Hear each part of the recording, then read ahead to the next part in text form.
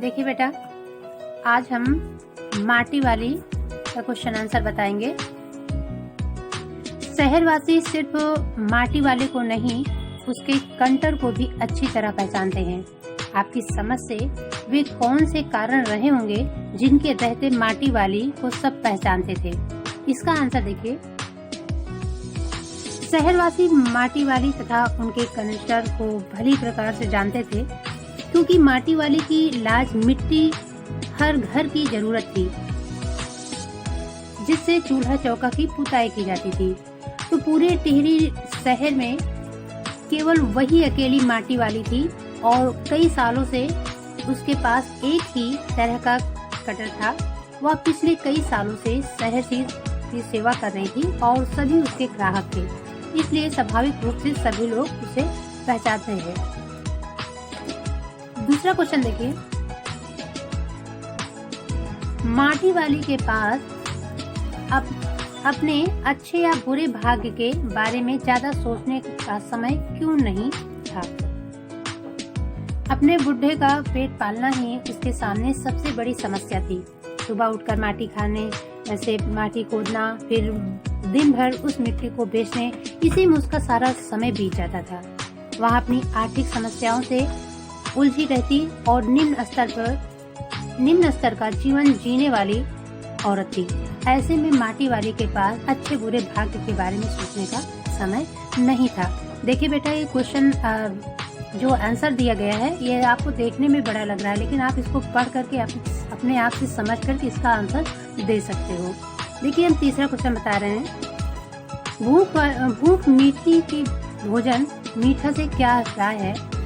इसका आंसर देखिए कि स्वाद भोजन में नहीं बल्कि इंसान को लगने वाली भूख में होता है।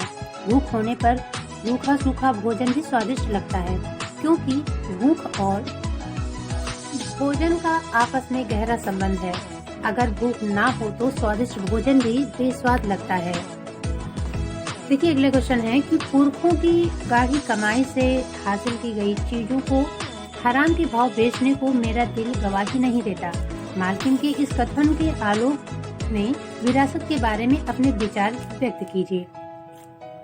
देखिए, इसका आंसर है कि पुरखों की विरासत के पीछे उनकी भावना, उनकी यादें जुड़ी होती हैं। उन्होंने अनेक संघर्षों के बाद चीजों को बनाया होता है। इन वस्तुओं का मूल हम धन से नहीं आंक सकते, अतः हम इसको कौड़ियों के दाम नहीं बेच सकते। कई लोग इन्हें बहुत कम कीमत पर बेच देते हैं, जो अच्छी बात नहीं है। इस कहानी में घर की मालकिन के विचार वाकई में प्रशंसा योग्य है, जो पुरखों की वस्तुओं को संभाले हुए हैं। अगले क्वेश्चन देखिए। माटी वाली का रोटियों का इस तरह हिसाब लगाना उसकी किस मजबूरी को प्रकट करता है?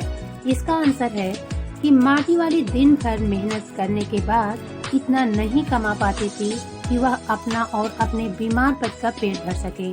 और माटी वाली का रोटियों का हिसाब लगाना उसकी मजबूरी और फटेहाली और गरीबी को दर्शाता है। अगला क्वेश्चन है कि आज माटी वाली बुढ़े को पूरी रोटियां नहीं देगी।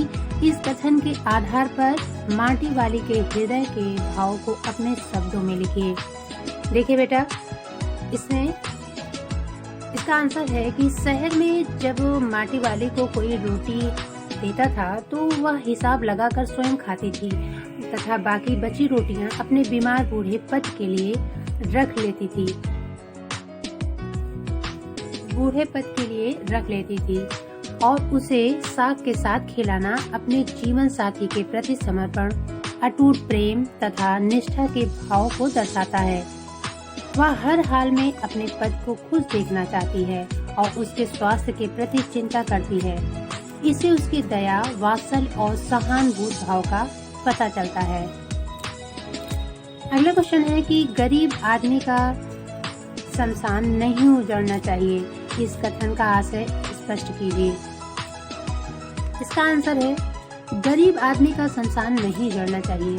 इस कथन का अर्थ है कि गरीबों की रोजी रोटी का जो आसरा नहीं छीनना चाहिए। माटी काली जब अपने काम से घर लौटती है तो उसका पति मर चुका होता है और जब बांध के कारण सारे संतान पानी में डूब जाते हैं, तो उसे अपने पति के अंतिम संस्कार की चिंता होती है। उसके लिए घर और शमशान में कोई अंतर नहीं था। इसी दुख के आवेश में यह वाक्य कहती है। अगला क्वेश्चन है कि विस्थापन की समस्या पर एक अनुच्छेद लिखिए।